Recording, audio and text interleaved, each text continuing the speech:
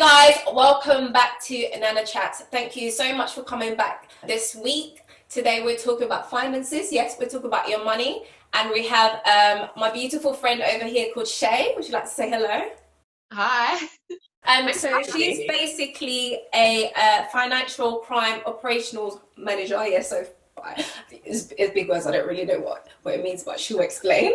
And yeah, she has a passion for finance, and she's just started a new channel called Slay with Shay UK on YouTube. So I'll put the link down below and make sure you go and follow, and on Instagram as well. So yeah, we're going to be talking about finances. We're going to be talking about debt, basically. And so yeah, come along and hope you learn something from it. So can you just explain to us quickly exactly what you do and what your new channel is about? So I'm a financial crime operations manager. So essentially my department, our job is to stop fraud. So we investigate fraud, money laundering, terrorist financing, bribery, corruption, tax evasion, that sort of thing. So that's what I do for my day job. And then Slay with Shay is just generally about kind of motivating and providing encouragement for people on their like financial well-being journey, their career journey, and just like general kind of lifestyle choices. Pretty much kind of started Slay with Shay off the back of my own like experiences of kind of like going through years of struggling financially and then kind of coming out the other side and being able to rebuild my finances and rebuild my financial well-being. So I just thought, you know what, like I've always wanted to talk about this stuff. And now that I've come out the other side, I can actually confidently talk about it now and then hopefully be like a source of encouragement for people who may have gone through similar things. A lot of people end up in debt and they don't realize they're in debt. They just kind of either fall into it. Like, why do you think that is? Do you think it's just not education? I think it's a combination of factors. I think there's definitely the lack of education is probably at the forefront because a lot of us didn't kind of, well, if I speak for myself, I wasn't taught anything in school or uni about managing money or finances or credit scores or avoiding debt. And at home as well, I wasn't really taught anything because, like, you know, my mum didn't necessarily like teach me about money and management, etc. So I think when you start uni, for example, I got given like a £3,000 overdraft. And at the time I was like, ooh, I'm rich. Because literally like you're just being thrown all this money, but I didn't kind of like understand the concept of, oh, you have to pay that money back with interest when you finish uni. Like that wasn't really explained to me. It was just, I opened a bank account with no money and I had £3,000 to spend. So I think it's the lack of education and sometimes as well your circumstances. Some of us grew up in like quite like low income households, so like the financial struggle side of things, etc. So I think there's a lot of contributing factors, but I definitely think the lack of education is probably at the top. I'm just thinking about what you said about sometimes lack of education and like sometimes your parents don't tell you. I think your parents are like, make sure you go to school and concentrate on all these other things that finance just is just like, it's either I don't have money, well that's how I grew up kind of anyway, like I don't have money to give you to buy, I don't know, the next fancy trainers or the next phone or whatever, so kind of leave me alone kind of thing. And then you get to uni now, whoa, £3,000, I've never had that in my life, like Exactly. in my best life. So you kind of just like, oof. And then actually it's funny in uni because I used to live next to Tesco, so like in my second year. And then I remember the first year people would come, the first years will buy all these big things. Come like 6 weeks down the line, you can't find budget noodles. You can't find Tesco price noodles. You can't find Tesco price anything. It's all gone because no one has any money left. They're living on like nothing. So yeah. Do you think that it's something that we should be taught in our education system? Because I don't think I was ever taught in school about finances at all. 100%. I think from like, because the whole point of like that transition between secondary school into college into university, it's supposed to be like kind of preparing you for adult life. And one of the biggest things that you should be prepared for in adult life is how to manage your finances, because that's something that inevitably you're going to do. So I think that it should have been something that should have been taught to us at a very, very young age. Because to be honest with you, I can't remember anything about what I learned in history or Henry VIII or Pythagoras' theorem or whatever. I've never had to use any of that in my day-to-day life. But the kind of things that we do need to use in our day-to-day life, we weren't taught any of that. So it's almost like you're kind of set up to fail. And of course, like I know that individually, like everyone should sort of take some responsibility, do your own research, etc. But I started working, for example, when I was 16. I've been working ever since. That's like half of my life. And I only just probably would say confidently in the last like 6-7 years is when I've been really educated about money, how to spend, how to save, how to budget, etc. Prior to that, I was working, making money, and not having kind of any sort of like education on what I'm supposed to be doing with it and how I'm supposed to manage it. So yeah, I definitely think we should be taught it in school. Hopefully doing this video also might, if I have any younger viewers, hopefully can learn something from it. So I know from like watching your videos, you spoke about how you got into debt. Can you just let us know a little bit of how that happened?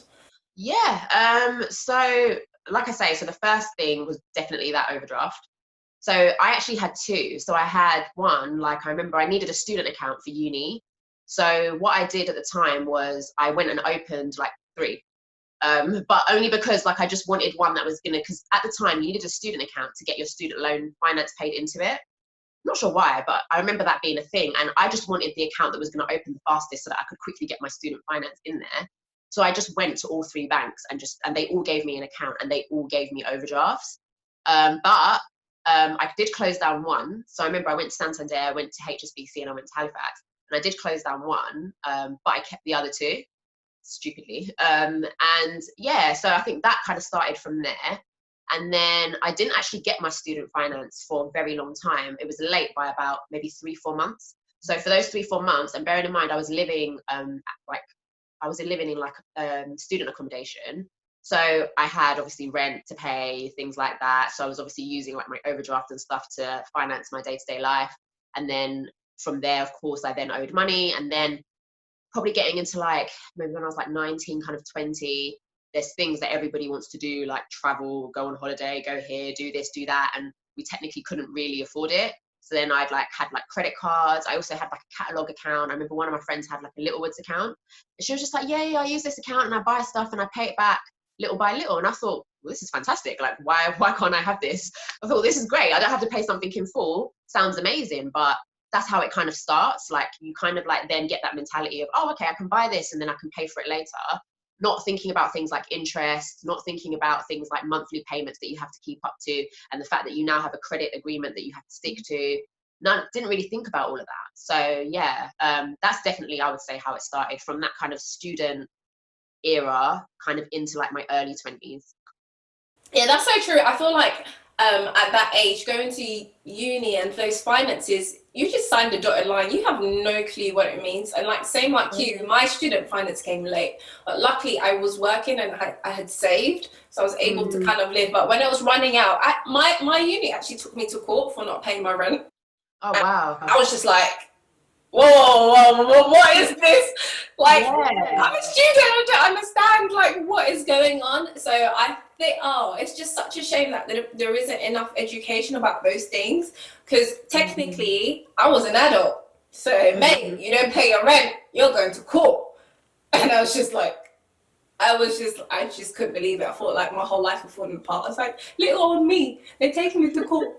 But I can't pay my rent, but it's not my fault, it's my student line. And I was just like a mess. Whilst you were doing all those things and like opening accounts and paying things, did you realize that you were actually getting into debt? Or were you just like... Not initially, because I wasn't kind of acknowledging it. Because like in my video about debt, I kind of say that like I went through a period of denial. I didn't acknowledge my debt for a very long time. Even when like creditors were calling me, writing me letters and stuff, I didn't acknowledge it for a long time. I literally just kind of thought that was normal, almost like, oh yeah, okay, I owe this money, okay, fine. When I get money, I'll pay it. I didn't really kind of understand the severity of what I was into until it got to a point where I was like, no, this is actually kind of unbearable. Like I owe all this money. I don't earn enough to pay it all back. Like where am I even going to start trying to repay it? And that's when it kind of hit me that, and then I think also another thing was my credit.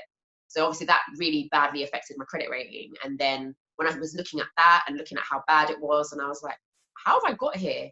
Like, how did I get to this point? And it's so easy to get there because like I say, it's like you might take out one account and then you miss one payment, then you miss another payment, and then you do this and do that. And before you know it, it's just a cycle. And what I found was that I was technically taking out debt to pay other debt. So it was like trying to get myself out of debt, but then getting back into it, or like, you know, overspending over my means. Then I would need to borrow money to be able to manage my day to day. So yeah, it was definitely an experience.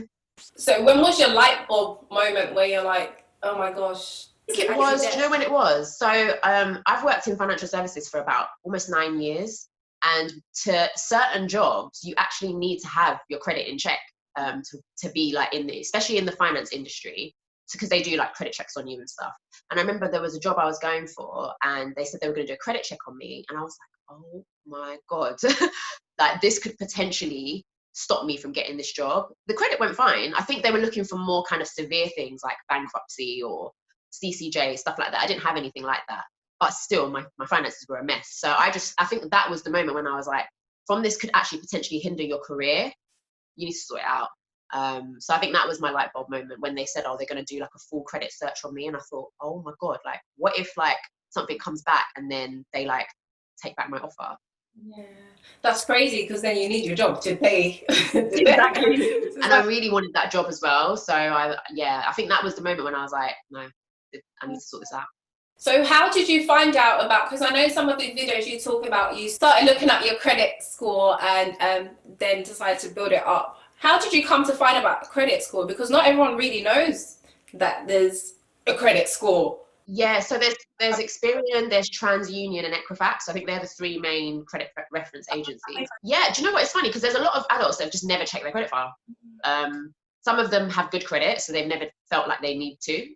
Or some of them feel like, oh, they're scared to check it because they know that perhaps they might have made some mistakes.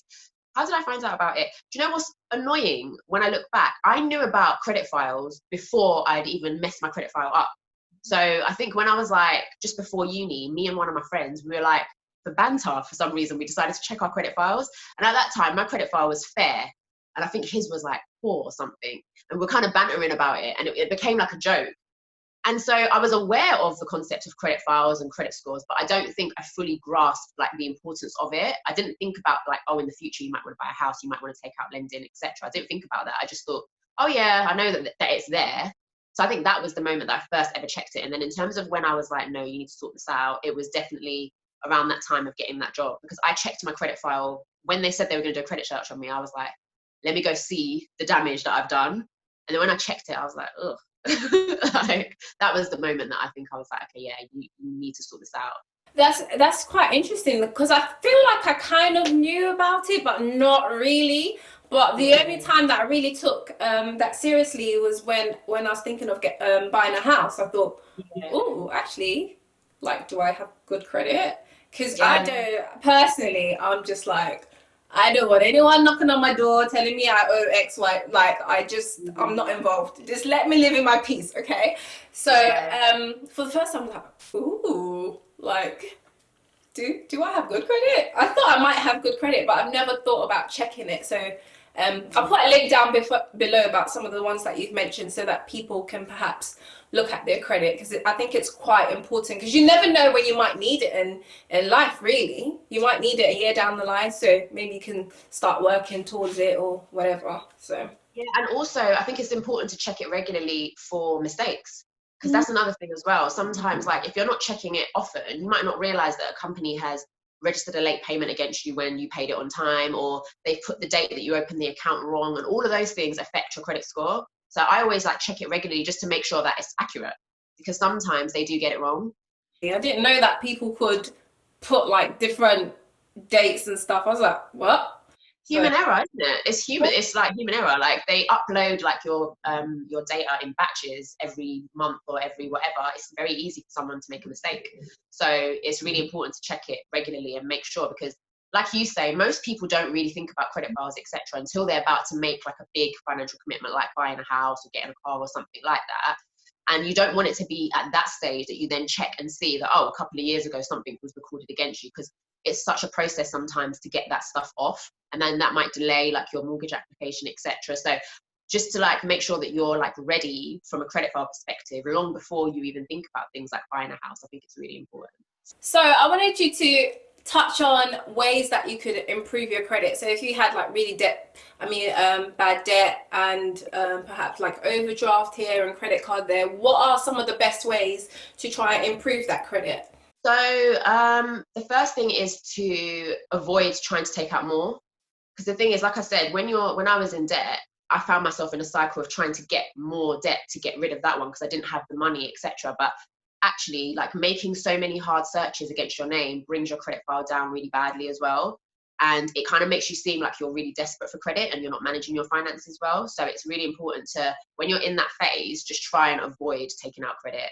It's hard, trust me, but you just need to try and avoid any hard searches, because one thing I've noticed on my credit file that reflects positively about me is that I haven't done a hard search in a very long time. So things like that, like they take that into account.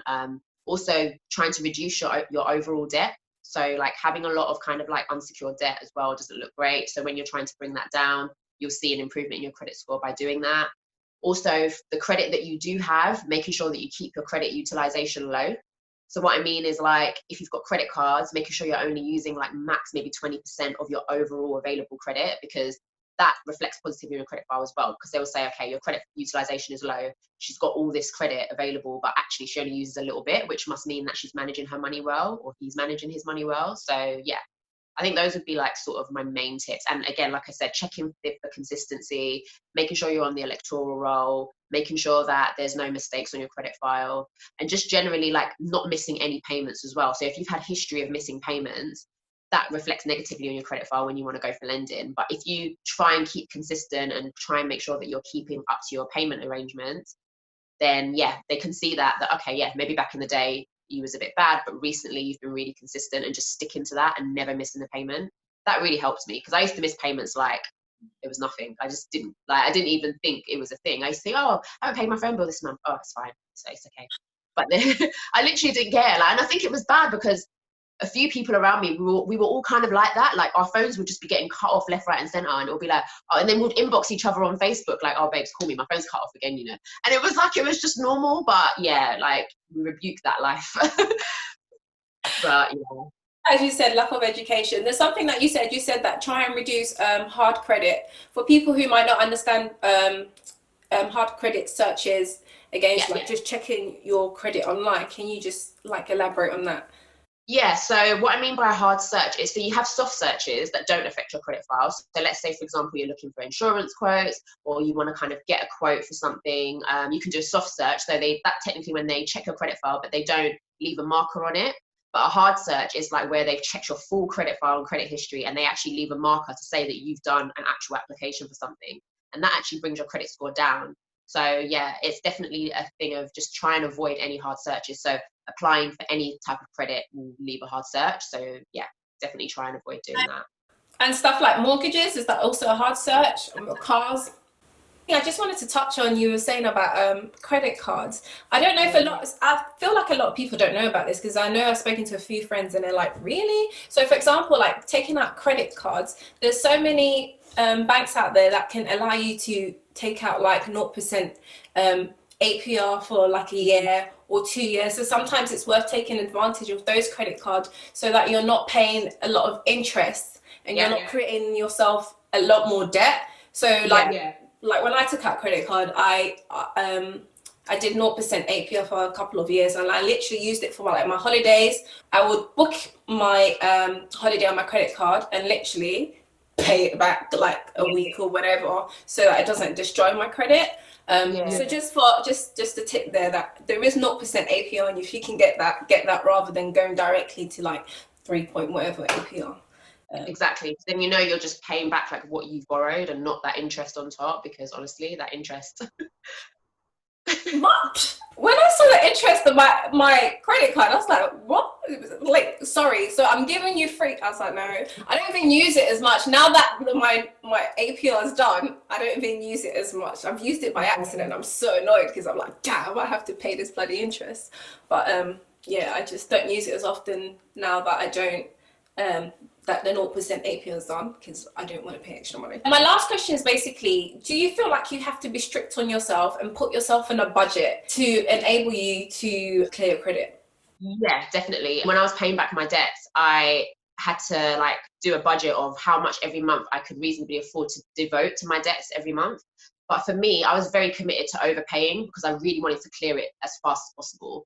So I would say like add up all of your outstanding amounts and then look at how long it's going to take you based on your regular monthly payments. And then if it's affordable for you, then maybe add a bit more so that it can kind of like reduce that time. But yeah, I had a strict budget of every month. This is how much I'm devoting to my debts. this is how much I'm using for day-to-day expenditure, this is how much my bills are, and that's it. Like, I just had to really go through a period of sacrifice. I didn't even save during that time. I just made sure that the money I had was the money that I could survive on, and then I used any extra money to just like paying the debts off. So yeah, I think it's important to have a budget, but then at the same time, you might have months where maybe you might come into some more money.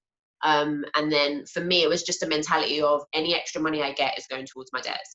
That doesn't work for everyone, because some people live a life where they can't put themselves in a position where they don't have any like other funds, or they don't have kind of like an emergency pot or something. Like if you've got a family, for example, you might not want to use like all of your money towards your debts. You want to make sure you've got something for any like thing that might come up. But for me, I was still living at home, etc. So it was like quite easy for me to just like put any extra money I got towards paying my debts off. So yeah, I would say having a budget really, really helps.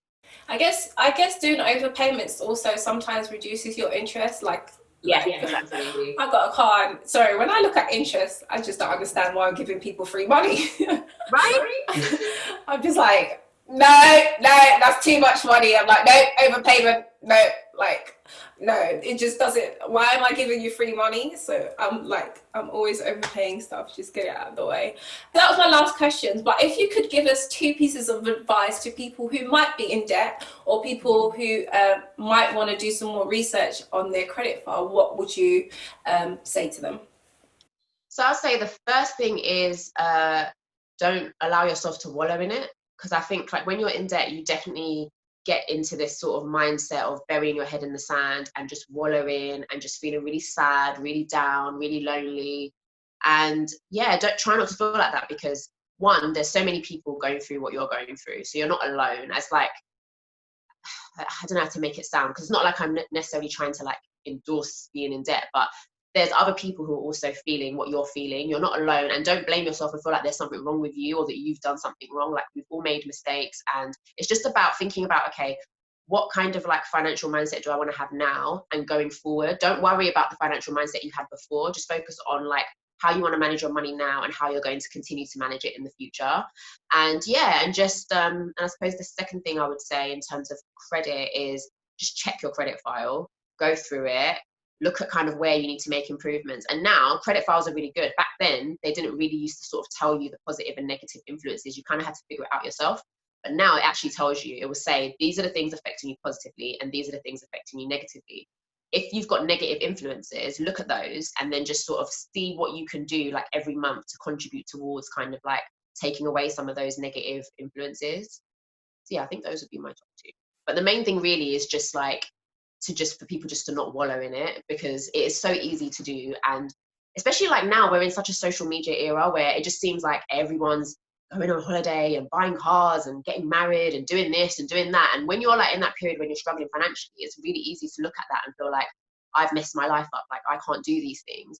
But one, we never know what's really going on behind closed doors, so let's not compare our lives to a highlight reel. But also just don't be hard on yourself. Like, all of these things are like things that teach you something, and it's all an experience. So don't be hard on yourself for mistakes you've made in the past. Just think about, okay, how do I want to start managing my money and finances now? And what can I do now to contribute to the kind of state of my finances that I want in the future? That would probably be my advice. That's so true. It's like, especially social media, such like, as much as you feel like you can block it out. Even me, I'm like, this person, wow, this is nice. Like, as much as you think you can block it out, like, it just goes in. So I think the best thing, just stay in your lane. If you don't have the money to, don't go and kill yourself getting into debt to go on some £5,000 holiday, or just stay in your lane. Maybe save and go on that 5,000 holiday, but just stay in your lane. It's not worth getting into debt over it, because it just kind of has an effect a ripple effect where it just carries on. But thank you so much for coming on here, Shay. I really enjoyed it. I've definitely learned some stuff from you. I'm definitely gonna go and check out if I have any negative credit and see why, or if anyone's put anything wrong on my file, because I've never ever checked that before. But yeah, thank you so much. I've learned a lot, and I hope everyone else watching has learned a lot too. Make sure you go and follow her new YouTube channel and follow her Instagram. I'll put the link down below. And yeah, thank you guys for coming back again this week, and I hope to see you guys next week. Thanks for having me. Really excited to be here. Thank you, and thank you guys as well for watching. And yeah, follow my channel and my Instagram. I'd love to engage with you. Yeah, cool. And if you have any questions, just comment below. Shay might be able to help you with it. But yeah, thank you guys, and I hope we'll see you guys next week for another interesting topic. Bye.